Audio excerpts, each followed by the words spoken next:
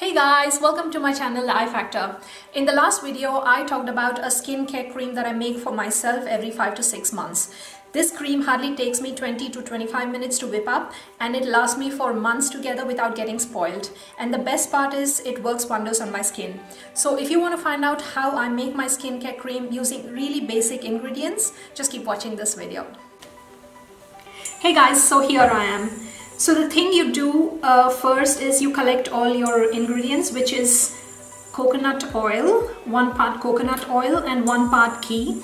The thing is, ghee is optional. You can use only coconut oil to make this cream, or you can also use ghee. I like ghee a lot. I use it in my cooking and I consume a lot of ghee. So I also started to use ghee in my skincare cream and it really works out very well for me. It just seems to, do good for my skin. So I've just kept the ghee part, but if you don't want, coconut oil is absolutely okay. And then I use rosemary oil. It's a rosemary essential oil extract, and this is really good for the skin. It's also good for the circulation on the scalp. If you mix it with coconut oil and castor oil, a few drops of rosemary oil really does wonders for your hair also.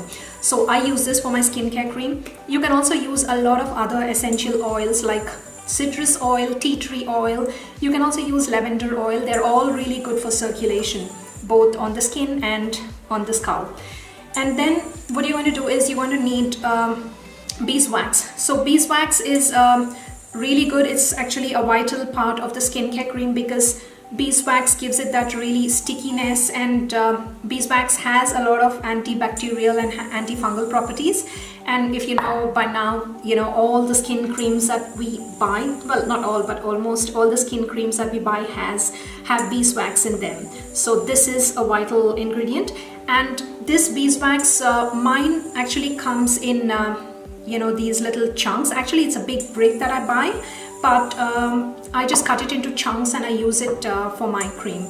And of course, you're going to need an empty jar, preferably a glass jar, because plastic is not something that I prefer to store my cream in for a very long time. So this jar actually had the cream which got over, and I am just going to refill it after the recipe is done. So let's get started with the cream. So the first thing that I'm going to do now is I'm going to bring this pan to a warm temperature. Please be careful that you don't want it really hot, because you don't want the oils to get really hot and lose their beneficial properties. So I have it at a very low temperature. You can see I can already I can touch it and it's not really hot at all. Okay, so the first thing that I'm going to do is I'm going to take my coconut oil, which is at room temperature, and I'm just going to pour it into the saucepan, and it was really full. Wow. So I'm going to put it into the saucepan, and I'm just going to stir it for a few seconds.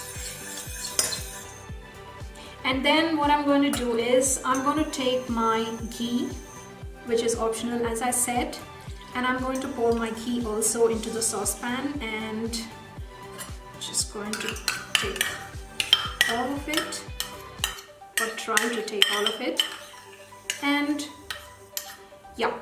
then I'm going to stir both the oils together for a few seconds.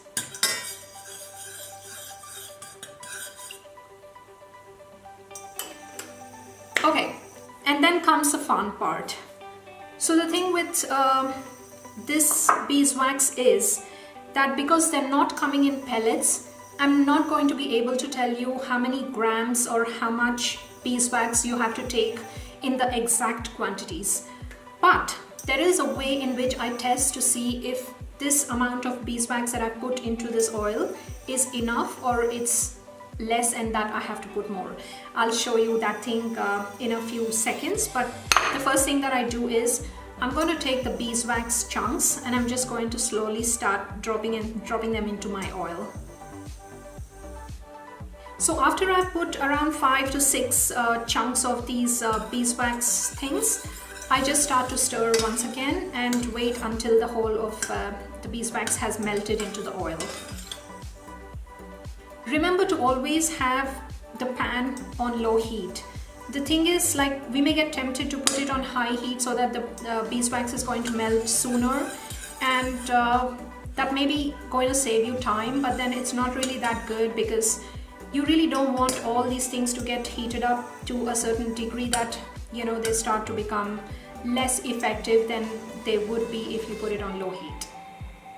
This cream is really awesome because I think it's the beeswax that has made a lot of difference, along with the ghee and the coconut oil, of course. But the thing is, with handmade creams, you know that you're just not putting anything else like preservatives and, you know, perfumes in order to make them smell good and last longer. But this is all so natural that I really feel happy when I use natural ingredients in my stuff, be it in food or be it in, you know, skincare. I really like it. And this is so easy that, you know, it's just a little bit of an effort to buy the beeswax and store it in your place. So whenever you start running low on cream, you can just, like, you know, whip up the cream like I do in absolutely no time, or maybe 20 to 25 minutes. And that's really nothing when you consider the fact that this is going to last you for 5 to 6 months, or maybe 4 if you use it really a lot. So it's been a couple of minutes and I've been stirring the beeswax for a bit. Almost all of the beeswax has melted. So what I do now is I'm just going to take a little, you know, piece of plate like this one, and I'm just going to put a little bit of this liquidy cream, and I'm going to put it on the side for a few minutes until it comes to a room temperature.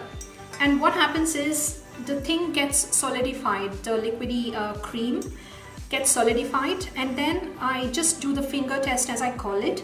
I just like press my finger in it to see if it's thick enough for some bit of resistance, or if it is still liquidy and it's just like running.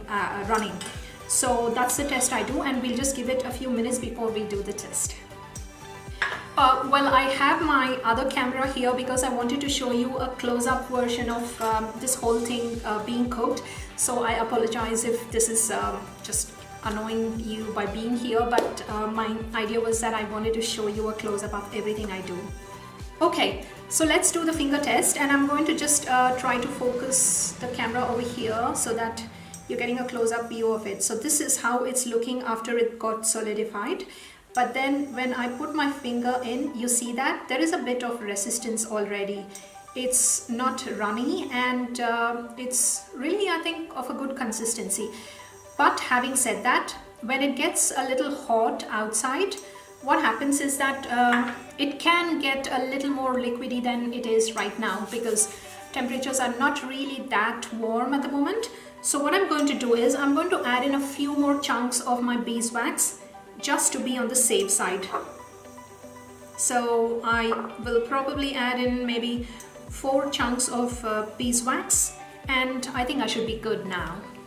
So now most of my beeswax has melted, and then I'm going to do this test once again.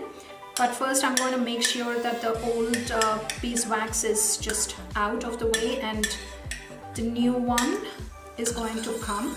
So here we are. We're going to do this test again. Just put a few drops of it, and of course we're just going to give it a few minutes and do the finger test once again. Okay, so now let's do the test that we have been waiting for. I'm just going to put my finger in, and it's still a little bit warm, but I can already feel more of a resistance than the last time. And I think when it gets solidified a little more, it's only going to get a little more harder, which is exactly what I want. I don't want it too runny, and I don't want it too hard. So I think this is perfect for me.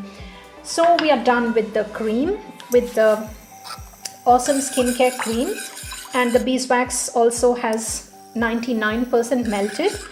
All we have to do right now is we have to just transfer it into a glass jar. So the next stage is putting in rosemary oil. So I just like, you know, eyeball it, and I put in maybe 10 to 15 or even 20 drops of it. And you can never really go overboard with essential oils, because it's not like you're going to like put in so much that it will harm you or do something bad in any way.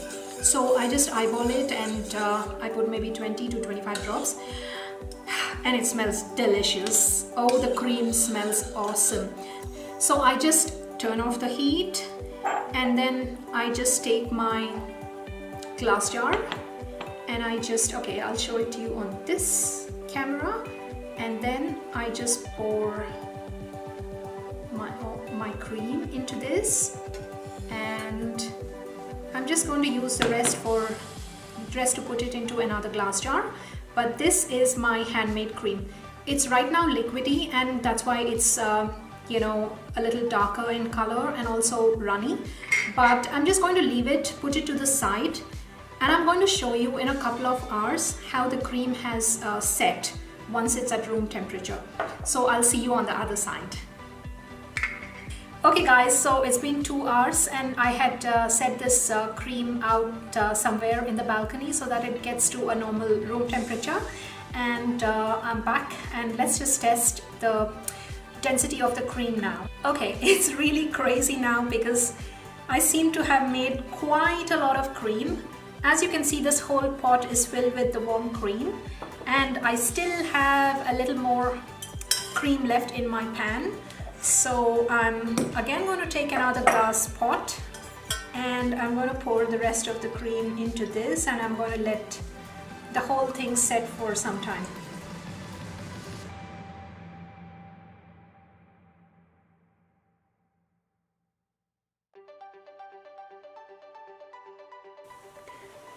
So I'm going to show you guys how the cream has turned out after a couple of hours of having set.